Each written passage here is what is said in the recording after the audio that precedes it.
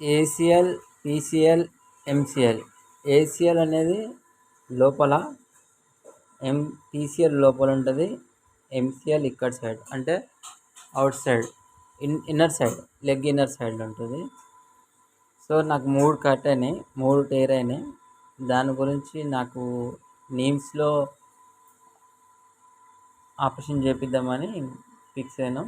So call folding రావాలి, folding వస్తుంది, 100% folding అయితే రాదు. కంప్లీట్గా 100% ఫోల్డింగ్ రాదు, ఇంతవరకు వస్తుంది.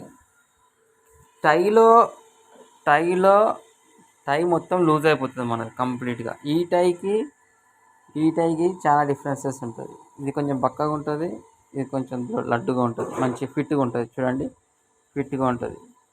ఈ టై ఆయిల్ పెట్టాను నేను. ఈ టైకి డిఫరెన్సెస్ ఉంటుంది. సో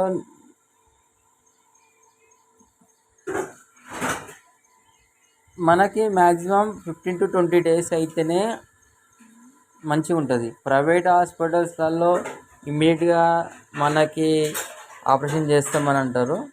కాకపోతే కొంతవరకు మనకి ఏసిఎల్, పీసీఎల్ ఏదైతే కంప్లీట్గా టేర్ అయిందో ఓకే, నో ప్రాబ్లం.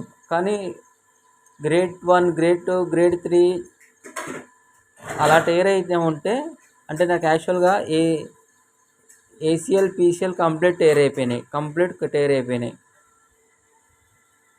ఈ ఎంసీఎల్ ఉంది కదా, ఇది గ్రేడ్ 3లో ఉంది. అంటే కొద్దిగా లైట్గా, మొత్తం కంప్లీట్గా టేర్ కాకుండా కొద్దిగా టేర్ అయింది. సో నిమ్స్లో ప్రాసెస్ అనేది నేను క్లియర్ కట్గా మీకు ఒకసారి నేను డెమో రాసి ఇస్తాను. ఓకే.